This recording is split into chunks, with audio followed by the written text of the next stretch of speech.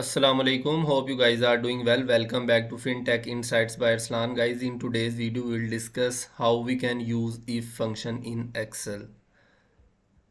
Guys यहाँ पर मैंने एक अंडरस्टैंडिंग क्रिएट की है। यहाँ पे डिफरेंट सिनेरियोज हैं जो कि हम इफ़ फंक्शन में यूज़ करेंगे और देखेंगे कि हम इफ़ फंक्शन से किस तरह बेनिफिट ले सकते हैं और अपनी जो वर्किंग्स हैं उनको किस तरह इजी बना सकते हैं। गाइज यहाँ पर हमारे पास 7 सिनेरियोज हैं जहाँ पर हम इफ़ फंक्शन को यूज़ कर सकते हैं और उनकी शीट्स मैंने नीचे क्रिएट की हुई हैं। जो फर्स्ट सिनेरियो है basic if, second nested if, third logical operators, fourth handling errors, fifth text manipulations, sixth date and time calculations and seventh scenario जो है वो डिस्क्रिप्शन बेस्ड कॉलम है। अब वन बाय वन हम इनको देखते हैं, लर्न करते हैं कि किस तरह हम इफ़ फंक्शन डिफरेंट सिनेरियोज में अप्लाई कर सकते हैं।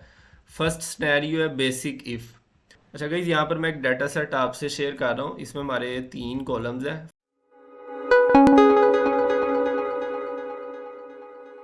First column student name, second marks and third उसका स्टेटस है पास और फेल का। यहाँ पर हम ये बेसिक सिनेरियो है, इसमें हम अप्लाई करके देखते हैं कि हम किस तरह इफ फंक्शन अप्लाई करके अपनी आउटपुट गेन कर सकते हैं। एज यूजुअल गाइज आपने इज इक्वल से स्टार्ट करना है, इफ़ टाइप करके पेरेंथिसिस ओपन करनी है। लॉजिकल टेस्ट मींस कंडीशन, जो आपने कंडीशन रखनी है आपने वो पास करनी है। यहाँ पर कंडीशन आपकी है कि अगर आपके मार्क्स मोर देन या इक्वल टू 50 होंगे देन आप उस स्टूडेंट को पास कंसीडर करेंगे, अदरवाइज वो फेल कंसीडर किया जाएगा। मींस के जिसके 50 से बिलो मार्क्स हैं वो फेल कंसीडर होगा। इसलिए यहाँ पर एक हम कंडीशन पास करेंगे जो कि है B2 में आपके मार्क्स आ रहे हैं, B2 if B2 greater than equal to 50, then जब भी आपने वर्ड्स में अपनी आउटपुट लेना चाह रहे हैं और आपने वो आउटपुट को मेंशन करना है यहाँ पर, देन आपने उसको डबल कोटेशन मार्क से कवर करना है। पास वैल्यू ऑफ ट्रू मीन्स के जो आपने ये कंडीशन यहाँ पर सेट की है B2 greater than equal to 50, अगर ये ट्रू है देन आपके पास क्या आउटपुट आनी चाहिए, आपके पास आउटपुट आनी चाहिए पास। कोमा प्रेस करें। अब आगे वैल्यू इफ फॉल्स, अगर ये कंडीशन पास नहीं होती देन आपके पास आउटपुट आनी चाहिए फेल।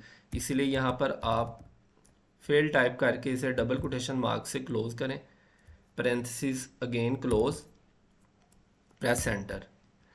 अब यहाँ पर आपकी ये देखें, आपने यहाँ पर कंडीशन पास की थी कि अगर किसी स्टूडेंट के मार्क्स मोर देन 50 और इक्वल टू 50 होंगे देन वो पास कंसीडर होगा, अदरवाइज फेल। अब हम इसको ड्रैग डाउन करते हैं, यहाँ से सिलेक्ट कर लें आप यहाँ से और कंट्रोल डी से आप इसको ड्रैग डाउन कर लें। अब ये देखें, अब यहाँ पर एक चेंजिंग आप ये कर लें ताकि आपको कोई कन्फ्यूजन ना रहे, आप इस 55 की जगह इसको 50 कर लें। अब देखें गाइस, जितने भी मार्क्स 50 के इक्वल और मोर देन 50 हैं वहाँ पर आपके पास स्टेटस पास का शो हो रहा है, और जिनके मार्क्स 50 से बिलो हैं इवन के 49 है वो यहाँ पर फेल कंसीडर हो रहा है। इसलिए एक बेसिक सिनेरियो जहाँ पे आप इफ़ फंक्शन का यूज़ कर सकते हैं। अब हम चलते हैं नेस्टेड इफ़ की तरफ। नेस्टेड इफ़ में गाइस इफ़ फंक्शन के अंदर एक इफ़ फंक्शन यूज़ होता है, मैं आपको भी प्रैक्टिकली दिखाता हूँ। आपने इज इक्वल से अपना फॉर्मूला स्टार्ट करना है, इफ़ टाइप करके पेरेंथिसिस ओपन, लॉजिकल टेस्ट आपने पास करना है। अब यहाँ पर मोर देन वन कंडीशंस होंगी। नेस्टेड इफ़ का मतलब है कि more than one if functions आपने यूज़ करना है विद इन अ फंक्शन। एक फंक्शन के अंदर more than one if statements आपने यहाँ पर सेट करनी है अपनी, और जितने इफ़ स्टेटमेंट्स आप सेट करेंगे उतनी ही आपने यहाँ पर कंडीशंस अपनी सेट करनी है। अब लॉजिकल टेस्ट आपने अप्लाई करना है, if B2 is greater than equal to 90 then आपका जो ग्रेड शो होना चाहिए। अब यहाँ पर ये जो नेस्टेड इफ फंक्शन हम यूज़ करते हैं ये नॉर्मली हम अपने स्टूडेंट्स या किसी भी चीज़ की ग्रेडिंग सेट करने के लिए करते हैं। अब 90 और 90 से इक्वल और ग्रेटर देन होंगे, वहाँ पर आपने आउटपुट आपकी शो होनी चाहिए grade A, comma if B2 greater than equal to 80, then आपकी अगर 80 और 80 से 80 के इक्वल और अगर मोर देन 80 हैं देन आपके पास जो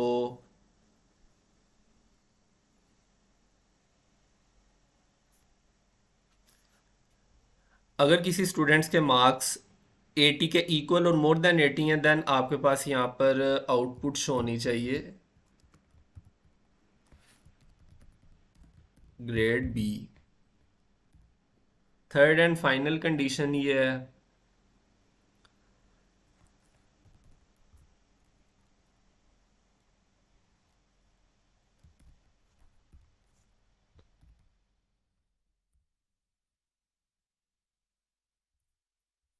अगर किसी स्टूडेंट के मार्क्स 60 और 60 से अबव हैं,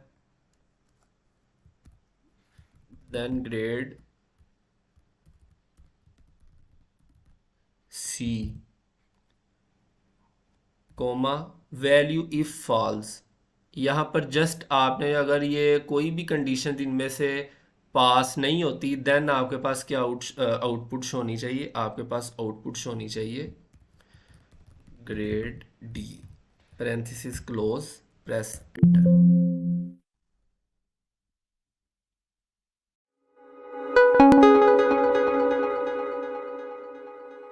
अब गाइस यहाँ पर उसने हमें एक करेक्शन के लिए यहाँ पर नोटिफिकेशन शो किया है, देखते हैं हमारी क्या करेक्शन होने वाली है। और ये करेक्शन हमारी पैरेंथेसिस की होने वाली है। ये देखें आप, हमने कितनी पैरेंथेसिस ओपन की हैं, first, second, third. It means कि हमें यहाँ पर 3 पैरेंथेसिस क्लोज करनी पड़ेंगी। 3 पैरेंथेसिस क्लोज हो गई हैं, प्रेस एंटर। ग्रेड बी, इसका जी स्मॉल रह गया था, इसका कैपिटल कर लिया। अब ये देखें गाइस, यहाँ पर ग्रेड शो हो गया, इसको आप सिंपल ड्रैग डाउन करें। अब ये देखें, जिनके मार्क्स की कंडीशंस आपने क्राइटेरिया 80 और 80 से अबव रखा था, वो है B, 60 and above C, 90 and above A, और अदर देन दीज कंडीशंस जो आपके पास स्टूडेंट्स रहेंगे जिनके मार्क्स आपको शो हो रहे हैं, जैसा कि 55, 45 and 49, they'll be assumed as grade D students. तो ये थोड़ा सा एडवांस केस था बेसिक इफ से नेस्टेड इफ वाला। और इसमें ऐसा नहीं है, इसमें आप जितनी भी कंडीशंस आप चाहते हैं आप यहाँ पर सेट कर सकते हैं। अब चलते हैं लॉजिकल ऑपरेटर्स की तरफ। लॉजिकल ऑपरेटर्स में आप गाइस इफ फंक्शंस के साथ साथ एंड और का यूज़ कर सकते हैं। जैसा कि आपने यहाँ पर देखना है, वेरिफिकेशन करने के लिए आपने अगर अपने किसी भी स्टूडेंट्स के मार्किंग की है और मार्किंग के बाद उनके मार्क्स आपने उनको एलोकेट, ओबियसली जब आप मार्किंग करेंगे जैसे क्वेश्चन वाइज मार्किंग करते हैं, तो उसके बाद उस स्टूडेंट ने जो मार्क्स गेन किए होते हैं उनको सम अप करके आपने उसका स्टेटस शो करना होता है। और यहाँ पे आप अज्यूम करें कि इस तरह का ब्लंडर भी हो सकता है कि अगर किसी मार्कर ने किसी स्टूडेंट के पेपर की मार्किंग की है तो वो 100 मार्क्स का पेपर है, बट एज़ पर मार्किंग उसके जो मार्क्स स्टूडेंट्स ने वो गेन किए हैं वो 110 आ रहे हैं, उनका टोटल 110 आ रहा है। इस चीज़ को वेरीफाई करने के लिए यहाँ पर हम एक फॉर्मूला अप्लाई करेंगे इफ़ एंड लॉजिकल ऑपरेटर्स के साथ। Equal if, parenthesis open, and press करके टैब से आपने इसको एक्सपेंड करना। एक्सपेंड करने के बाद ऑटोमेटिकली पेरेंथेसिस ओपन होंगी। लॉजिकल वन, कंडीशन वन आपने यहाँ पर सेट करनी है और यहाँ पर आप एंड लॉजिकल ऑपरेटर यूज़ कर रहे हैं। एंड लॉजिकल वन जो आपकी फर्स्ट कंडीशन होगी, उसके बाद जो आप कोमा लगाएंगे वो कोमा एज एंड कंसीडर होगा। मीन्स के जो लॉजिकल वन जो कंडीशन वन है वो along with condition two apply होगी। यहाँ पर कंडीशन वन आपने यहाँ पर सेट करनी है अपनी इफ एंड जो स्टूडेंट के मार्क्स हैं वो ग्रेटर देन इक्वल वन, अगर वो एक और एक से ज़्यादा हों, comma and, comma means and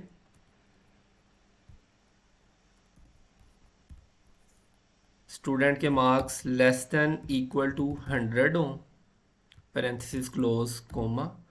अगर ये कंडीशन ट्रू होती है देन आपके पास आउटपुट आनी चाहिए in range, otherwise out of range, parenthesis close, press enter.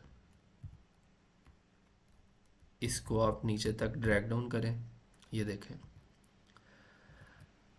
अब देखें गाइज, यहाँ पर हम इफ़ फंक्शन और लॉजिकल ऑपरेटर को यूज़ करके अपने एरर्स किस तरह हाईलाइट कर सकते हैं। अब ये देखें, यहाँ पर मार्क्स आ रहे हैं 110, मीन्स कि आउट ऑफ रेंज है। पेपर का जो टोटल मार्क्स हैं वो 100 हैं, तो 110 हाउ इज़ इट पॉसिबल कि वो स्टूडेंट 110 मार्क्स गेन कर ले। इसलिए ये आउट ऑफ रेंज, ये एक एरर हाईलाइट हुआ है जो कि इफ़ फंक्शन और लॉजिकल ऑपरेटर एंड को यूज़ करके हाईलाइट हुआ है। अब चलते हैं गाइस फोर्थ सिनेरियो की तरफ, हैंडलिंग एरर्स। अब यहाँ पर गाइस एक डाटा सेट आपसे मैंने शेयर किया, स्टूडेंट्स ने मार्क्स ऑब्टेन, टोटल मार्क्स। हमने मार्क्स की परसेंटेज कैलकुलेट करनी है और वो सिंपल सा एक फॉर्मूला है, जो मार्क्स ऑब्टेन किए हैं उनको डिवाइड करना है टोटल मार्क्स पर, और इसको नीचे तक आपने ड्रैग डाउन कर लेना है। और ये परसेंटेजेस ऑटोमेटिकली इसलिए अप्लाई हुई हैं क्योंकि मैंने यहाँ पर फॉर्मेटिंग यहाँ पर परसेंटेज की सिलेक्ट की है। अदरवाइज़ यहाँ पर ये नंबर की शो होनी थी, आपके पास इस तरह के नंबर्स शो होने थे और आपने सिंपल इनको सिलेक्ट करके परसेंटेज पे क्लिक करना है। अदरवाइज़ आपने इन सेल्स को सिलेक्ट करके Alt+H+P प्रेस करना है। अब यहाँ पर एक इशू आ रहा है, यहाँ पर इशू ये आ रहा है कि आपके पास एक एरर शो हो रहा है जो कि 5th सेल है डी कॉलम का। तो इस एरर को किस तरह आपने हैंडल करना है? इस एरर को हैंडल करने के लिए आपके पास एक फॉर्मूला है इफ़ एरर का। सिंपल आपने इस फॉर्मूला को एडिट करना है। एडिट करने के बाद इक्वल के बाद जस्ट आफ्टर इक्वल साइन आपने इफ़ प्रेस करके एरर प्रेस करना है।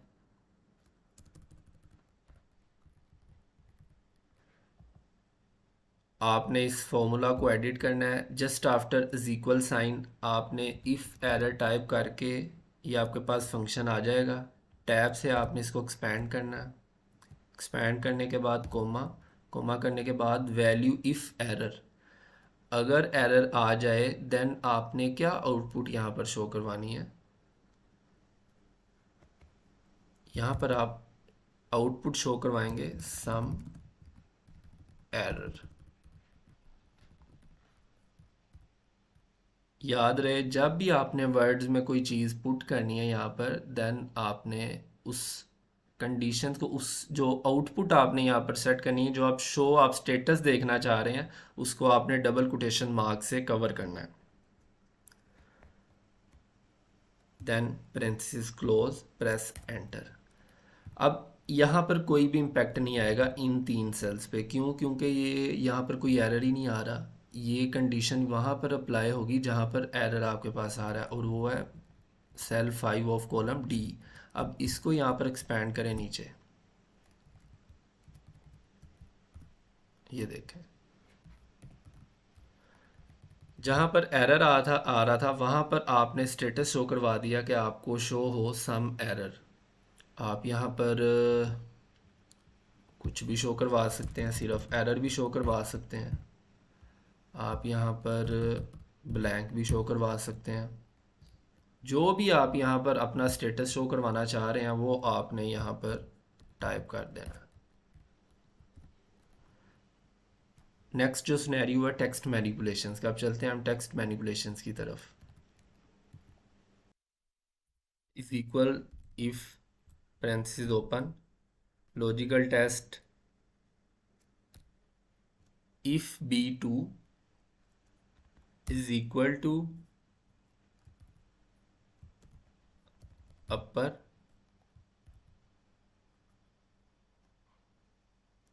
comma a2 comma upper a2 parenthesis close comma if b2 is equal to lower comma a2 lower A2 parenthesis close again comma if B2 is equal to proper comma proper A2 parenthesis close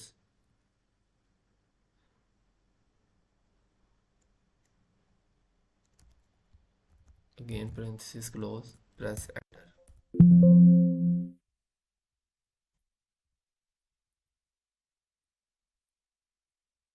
अच्छा guys, इस formula का अब थोड़ा सा मैं आपको explain कर दूं। यहाँ पर हमने इफ़ फंक्शन अप्लाई किया। इफ़ फंक्शन अप्लाई करने के बाद हमने इस फंक्शन में ये कंडीशन सेट की है B2, जो कि ये वाला सेल है, अगर ये वाला सेल हमारा इक्वल है अपर के। अब यहाँ पर हमारे प्रॉपर के स्पेलिंग गलत हैं और इसका रिज़ल्ट हम देखेंगे कि हमारे पास क्या शो होता है। अब इसमें लिखा हुआ है B2 इज़ इक्वल टू अपर। अगर B2 में अगर B2 सेल अपर के इक्वल है, देन आपने A2 वाला जो स्टूडेंट का नेम है उस पर अपर केस अप्लाई करना है। इसी तरह अगर B2 में लोअर का स्टेटस मेंशन्ड है, देन आपने A2 में जो कस्टमर का, जो हमारे स्टूडेंट का नेम है, उसको आपने लोअर केस में शो करना है। सेम अगर B2 पे यहाँ पर हमारे पास प्रॉपर मेंशन होती है डिस्क्रिप्शन, देन हमने A2 को प्रॉपर केस में शो करवाना है। अब प्रेस एंटर करना है। एंटर करके इसको ड्रैग डाउन करें। अब देखें गाइस, हसन अपर केस, हमारे पास यहाँ पर प्रॉपर केस में नेम्स मेंशन्ड है, उसने यहाँ पर ऑटोमेटिकली कन्वर्ट कर दिया इसको कैपिटल लेटर्स में, क्योंकि हसन का नेम अपर लेटर्स में शो होना चाहिए था। इसीलिए हमने जो कंडीशन पास की है, अकॉर्डिंग टू दैट कंडीशन और इफ़ फंक्शन, सिस्टम ने ऑटोमेटिकली हसन जो स्टूडेंट का नेम है उसको कैपिटल लेटर्स में कन्वर्ट कर दिया, अपर केस लेटर्स में। इसी तरह अदनान, ये देखें, इसका जो ए लेटर है वो कैपिटल में शो हो रहा है, लेकिन ये होना चाहिए था लोअर केस लेटर्स में। इसी तरह उसने उस कंडीशंस की बेस पे नेम को कन्वर्ट कर दिया स्मॉल लेटर्स में, लोअर केस लेटर्स में। एंड रमज़ान, वो भी अगेन अपर यहाँ पर मेंशन है, should be in upper case letters में शो होना चाहिए, उसको उसने ऑटोमेटिकली अपर केस लेटर्स में कन्वर्ट कर दिया। और जो हमारा फोर्थ मीन्स के fifth cell of column C है वो ब्लैंक है। वो ब्लैंक इसलिए है क्योंकि जो हमने यहाँ पर ये डिस्क्रिप्शन सेट की है ना, कंडीशन जो सेट की है, यहाँ पर हमने इसके स्पेलिंग नहीं ठीक लिखे। यहाँ पर हमने इस स्पेलिंग को जैसे ही हम इनको करेक्ट करेंगे, करेक्शन करेंगे, प्रेस एंटर, आपके पास ये देखें proper case means first letter of any word capital letter में शो होगा और उसके बाद जितने भी उसके लेटर्स होंगे वो स्मॉल लेटर्स में शो होंगे। अब इसको हम एक और चीज़ यहाँ पर मैं आपको टेस्ट करवा के दिखा देता हूँ कि आपने ये जो प्रॉपर यहाँ पर एक अपना कंडीशन सेट की है, यहाँ पर P आ रहा है कैपिटल। आप अगर इसको स्मॉल कर देते हैं, देन आपके पास सेम रिज़ल्ट आएगा। मीन्स के ये वाले जो लेटर्स हैं ये केस सेंसिटिव लेटर्स नहीं है। अब गाइज हम चलते हैं सिक्स्थ सिनेरियो की तरफ, जो कि डेट एंड टाइम कैलकुलेशंस का है। अब इसमें एक डाटा सेट आपको शो हो रहा है। इसमें मैं आपको बता देता हूँ कि हमारा जो फर्स्ट कॉलम है ये ड्यू डेट का है, ये चेक्स की ड्यू डेट है, और ये हमारे बैंक्स शो हो रहे हैं, कस्टमर का नेम है, ये चेक नंबर है, ये इसकी अमाउंट है, ये डिस्पोज ऑफ है। समटाइम्स किसी चेक को हम पीस मील में भी क्लियर करते हैं। मींस अगर हमें कोई 1 लाख का चेक है तो कस्टमर हमें ऑनलाइन में पेमेंट उसकी क्लियर करवाता है, इसलिए यहाँ पर एक डिस्पोज ऑफ का कॉलम भी है। और यहाँ पर हमारे पास एक बैलेंस का कॉलम है, जो कि E3 में से माइनस करते हैं F3, देन हमारे पास बैलेंस रिमेनिंग शो होता है। अब यहाँ पर हमारे पास हमने जो इफ़ फंक्शन अप्लाई करना है वो हमने अप्लाई करना है H3 सेल में, जो हमें ये बताए कि हमारा जो चेक है जो हमने रिसीव किया हुआ है उसकी ड्यू डेट को गुजरे हुए कितने दिन गुजर चुके हैं। दिस डेट मीन्स के due date less than today's, today means today's date, comma value if true, value if true. अगर ये जो आपने कंडीशन पास की है यहाँ पर सेट की है, अगर ये ट्रू हो जाती है देन क्या होना चाहिए, देन ये होना चाहिए कि टुडे आज के दिन में से माइनस होनी चाहिए ये वाली डेट, ड्यू डेट जो गुज़र चुकी है, देन कोमा अदरवाइज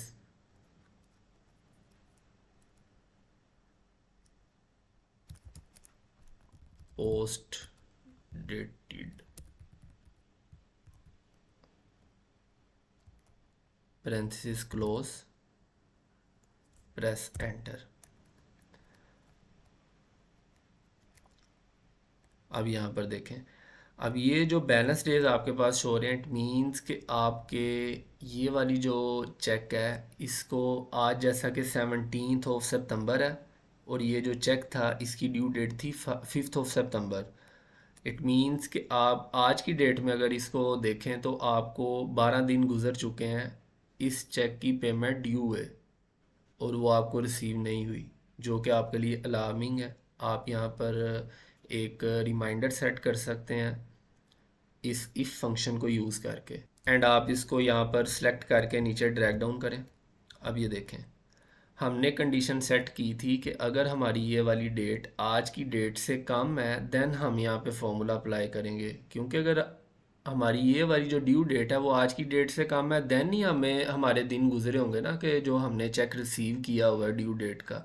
अदरवाइज़ तो वो चेक की डेट ही नहीं आई तो वहाँ पर तो हम यहाँ पर ये फॉर्मूला अप्लाई ही नहीं कर सकते। जैसा कि ये देखें, आज 17 सितंबर है, हमारे पास चेक की जो ड्यू डेट है वो 18 सितंबर है, तो इसकी तो अभी डेट आई नहीं, इसलिए इसका हम यहाँ पर जो स्टेटस शो करवाएंगे वो होगा पोस्ट डेटेड, मीन्स के इसकी डेट अभी आनी है। और इसी तरह जो बाकी हैं, ये 9 सितंबर है, इसकी चेक की ड्यू डेट को गुजरे हुए आपके पास 8 दिन हो चुके हैं। नीचे 15 सितंबर है, इसके 2 दिन हो गए हैं। ये नीचे 10 सितंबर है, इसके 7 दिन हो गए हैं। अब गाइस चलते हैं हम अपने लास्ट सिनेरियो की तरफ, जो कि है डिस्क्रिप्शन बेस्ड कॉलम। और ये थोड़ा हमारा कॉम्प्लेक्स होता है और ये हमें काफ़ी हेल्प देता है हमारी कॉलम्स को डिफ़ाइन करने के लिए on the basis of description of some other columns.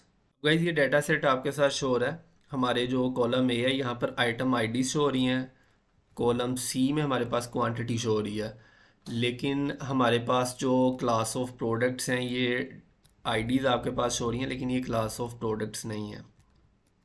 Class of products हमारे पास ये शो हो रही हैं। आईडीज़ हैं हमारी जो कि ए एम से स्टार्ट होती हैं, ए एफ से स्टार्ट होती हैं, जी से स्टार्ट होती हैं और एल से स्टार्ट होती हैं। और जो ए एम से जिन आर्टिकल्स की आईडी स्टार्ट हो रही हैं वो ईवा के आर्टिकल्स हैं, मींस उनकी क्लास ईवा है। और जो ए एफ से स्टार्ट हो रहे हैं उनकी क्लास पी सी यू है। जो जी और एल से स्टार्ट हो रहे हैं इनकी क्लास पी यू है। और हमें जो हमने क्वांटिटी सेल की है ये चाहिए हमें प्रोडक्ट्स क्लासेस के अकॉर्डिंगली, हमें आईडीज़ के अकॉर्डिंगली नहीं, हमें सम चाहिए हमारी जो क्वांटिटी सेल हुई है हमें हमारी प्रोडक्ट की क्लास के अकॉर्डिंगली चाहिए, जिसके लिए हमें यहाँ पर क्लास मेंशन करना पड़ेगी। क्लास मेंशन जैसे यहाँ पर आपके पास ए एम से आप इसको 1 बाय 1 चेक करेंगे, यहाँ से I D G A M से स्टार्ट हो रही है, यहाँ पर आप ईवा टाइप करेंगे, इसको ड्रैग डाउन करेंगे, देन आप यहाँ पर आएंगे, ये जी से स्टार्ट हो रही है, जी पी यू वाली है, आप यहाँ पर पी यू प्रेस करेंगे। फिर ए एफ से स्टार्ट हो रही है, आप यहाँ आएंगे पी सी यू, फिर यहाँ पर आप पी सी यू प्रेस करेंगे। तो ये काफ़ी टाइम कंज्यूमिंग टास्क हो जाएगा, इसलिए इसको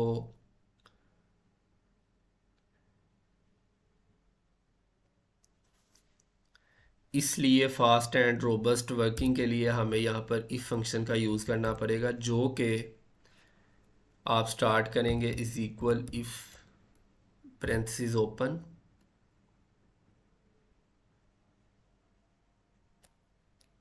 A2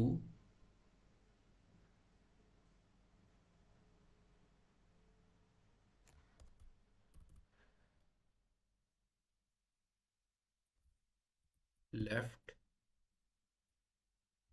एक्सपेंड करेंगे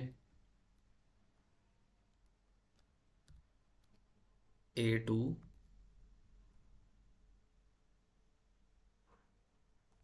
coma 2 parenthesis close is equal to AM comma Eva comma if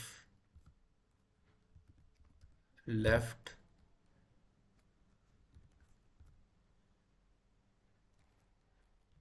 B2 comma 2 bracket close is equal to AF comma PCU comma if left A2 comma 1। अभी मैं आपको बताता हूँ, आपको एक्सप्लेन करूँगा कि 1 एंड 2 हमने क्यों मेंशन किया है। 1 parenthesis close is equal to G comma PU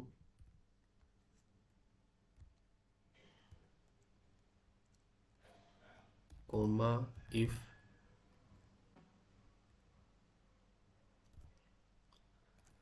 left A2 comma 1 bracket close is equal to L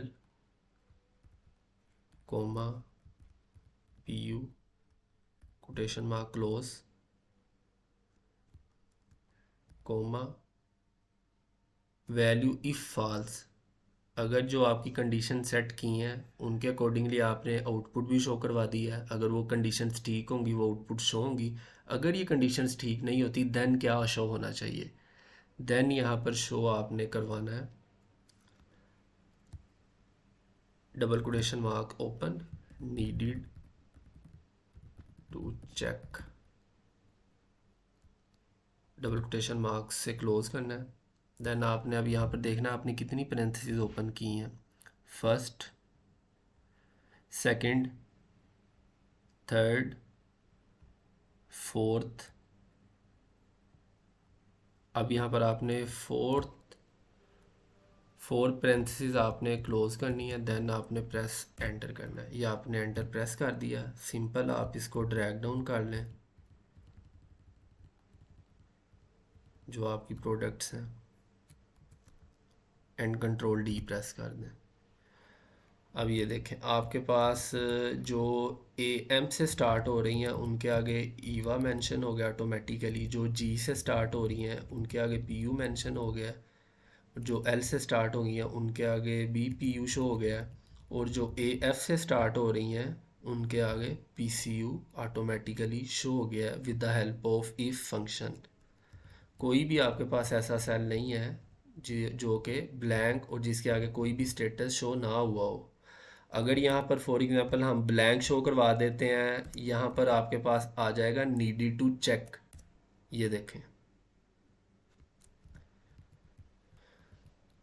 अब हमने अपनी क्वांटिटी का टोटल चाहिए था। सिंपल हम क्लास वाले कॉलम पर आके इनको सॉर्ट करेंगे A to Z। यहाँ पर अप्लाई करेंगे सब टोटल का फॉर्मूला। अगर किसी ने नहीं सीखा, किसी को नहीं पता सब टोटल के फॉर्मूला को, तो ऊपर आपके पास एक आई का बटन शो हो रहा है, उस पर क्लिक करें और वो वीडियो एक दफ़ा ज़रूर देखें। किस कॉलम में चाहिए, हमें क्लास वाइज चाहिए था, इसलिए हम यहाँ पर सेलेक्ट करेंगे क्लास वाला कॉलम। हमें चाहिए क्या, सम चाहिए, सम वाला फंक्शन हम सेलेक्ट करेंगे। किस कॉलम में चाहिए, क्वांटिटी वाले में चाहिए, क्वांटिटी वाला यहाँ पर हम सेलेक्ट करेंगे। प्रेस ओके पे हम क्लिक करेंगे। ये हमारे पास डिटेल आ गई है और ये इनके टोटल शो हो रहे हैं। लेकिन आपको जस्ट टोटल चाहिए, आप इन 3 ब्लॉक्स में से ब्लॉक नंबर 2 पर क्लिक करें, आपके पास टोटल शो हो जाएंगे। और इनका एक नीचे ग्रैंड टोटल आ रहा होता है। आप सिंपल इन ब्लैंक रोज को यहाँ से सिलेक्ट करें।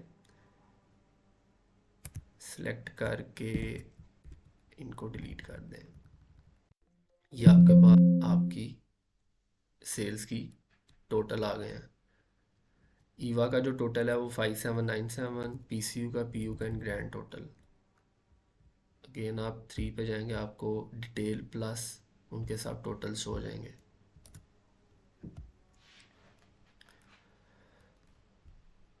I hope guys you have understood all the scenarios which we have discussed about if function. Guys एक आपसे रिक्वेस्ट है, अगर आपको ये वीडियो अच्छी लगी है और आपने इस वीडियो से कुछ लर्न किया है तो काइंडली इस वीडियो को लाइक करें, शेयर करें और इस चैनल को सब्सक्राइब करें। Thank you for watching this video. You will see me in the next video. Take care. अल्लाह हाफिज़।